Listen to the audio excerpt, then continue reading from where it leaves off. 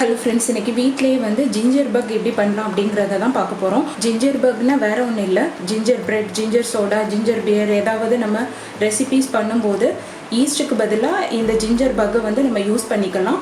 ஃப்ரிட்ஜுக்குள்ளே வச்சு எப்போ வேணாலும் நமக்கு தேவைப்படுற நேரத்தில் யூஸ் பண்ணிக்கலாம். இந்த ஜிஞ்சர் பக் பண்ணுறதுக்கு ஒரு 5 நாள் வந்து நல்லா வந்து அதை புளிக்க வைக்கணும். அது எப்படி பண்ணலாங்கிறத இந்த வீடியோவில் பார்க்கலாம்.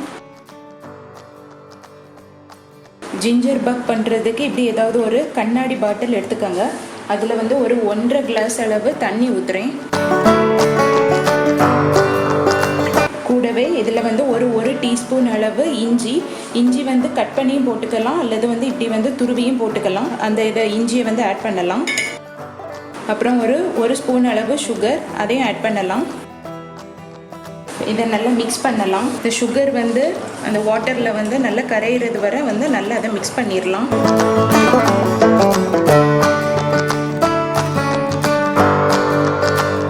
இப்போ இதை வந்து ரொம்ப டைட்டாக இல்லை, லைட்டாக மூடினா போதும். கொஞ்சமாக, ஏன்னா வந்து கார்பன் டை ஆக்சைடு வந்து வெளியாகும். ஸோ வந்து ரொம்ப டைட்டாக இல்லாமல் லைட்டாக வந்து அந்த லிட்டை வந்து க்ளோஸ் பண்ணுங்கள். இப்போ இந்த பாட்டிலை வந்து தனியாக ஒரு இடத்துல எடுத்து வச்சிடலாம். இது வந்து ஒரு 24 hours வந்து அப்படியே இருக்கட்டும். அப்புறம் எடுத்து நாளைக்கு வந்து இதே டைமில் எடுத்து செக் பண்ணலாம். 24 hours அப்புறம் வந்து ஜிஞ்சர் பக் உள்ள பாட்டிலை வந்து எடுத்திருக்கேன். இப்போ இதை வந்து ஓப்பன் பண்ணலாம். பாருங்கள், இப்படி இருக்குது. லைட்டாக வந்து மிக்ஸ் பண்ணிக்கிடுங்க. இப்போ இன்றைக்கி வந்து 2வது நாள். இதில் வந்து நேற்று போட்டது மாதிரியே அகெயின் வந்து ஒரு ஸ்பூன் அளவு இஞ்சியை வந்து துருவின இஞ்சி அதை போட்டு மிக்ஸ் பண்ணலாம். கூடவே ஒரு ஸ்பூன் அளவு சுகர், அதையும் போட்டு மிக்ஸ் பண்ணிடலாம். இந்த சுகர் வந்து நல்லா வந்து அது இந்த தண்ணியில் கரையிறது வரை அதை வந்து நல்லா மிக்ஸ் பண்ணிடலாம். இப்போ இதை வந்து ரொம்ப டைட்டாக இல்லாமல் லைட்டாக வந்து இந்த லிட்டை வந்து க்ளோஸ் பண்ணி தனியாக எடுத்து வச்சிடலாம். நாளைக்கு வந்து இதே டைமுக்கு எடுத்து மறுபடியும் செக் பண்ணி பார்க்கலாம். 2 days ஆகியிருக்கு. இன்றைக்கி வந்து 3வது நாள். இப்போ பாட்டிலை வந்து ஓப்பன் பண்ணலாம். பாருங்கள், இப்படி எவ்வளோ பபிள்ஸ்லாம் வந்துருக்கணும்.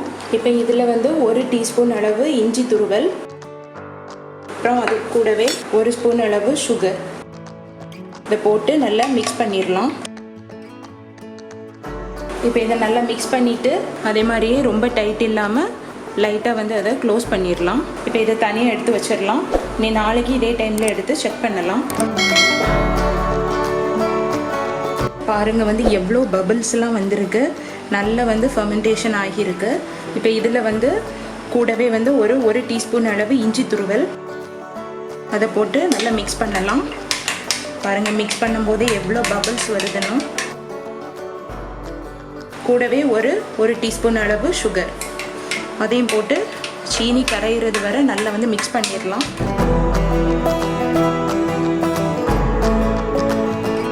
இப்போ இதை நல்லா மிக்ஸ் பண்ணிவிட்டு மூடி வச்சிடலாம். ரொம்ப டைட் இல்லாமல் லைட்டாக வந்து மூடிடலாம். இது நல்லா எப்படி மூடி அதை வந்து வேறு ஒரு பிளேஸில் எடுத்து வச்சிடலாம். நாளைக்கு இதே டைமில் வந்து எடுத்து செக் பண்ணலாம். இன்றைக்கி லாஸ்ட் டே, 5வது நாள். அகெயின் அந்த டைமில் எடுத்திருக்கேன். இப்போ லைட்டாக வந்து ஓப்பன் பண்ணலாம். அதே மாதிரியே ஒரு டீஸ்பூன் அளவு துருவின இஞ்சி, அதை போட்டு மிக்ஸ் பண்ணிடலாம். கூடவே ஒரு டீஸ்பூன் அளவு சுகர், அதையும் போட்டு அந்த சுகர் வந்து நல்லா கரையிறது வரை அதை நல்லா மிக்ஸ் பண்ணிடலாம். டைட்டாக இல்லாமல் ரொம்ப லைட்டாக வந்து க்ளோஸ் பண்ணி ஒரு 24 hours வந்து ஒரு பிளேஸில் எடுத்து வச்சிடலாம். அகெயின் வந்து நாளைக்கு இதே டைமில் எடுத்து செக் பண்ணலாம். ஃபுல்லாக 5 நாள் ஆகியிருக்கு. 5 நாளைக்கு அப்புறம் இதை எடுத்திருக்கோம். நீ ஓப்பன் பண்ணலாம். டேஸ்ட் பண்ணி பார்க்கலாம்.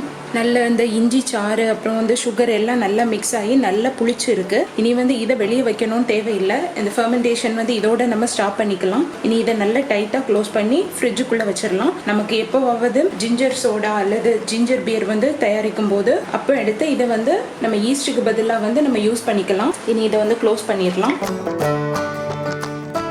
ஹோம்மேட் ஜிஞ்சர் பக் வந்து நம்மளே ரெடி பண்ணியாச்சு.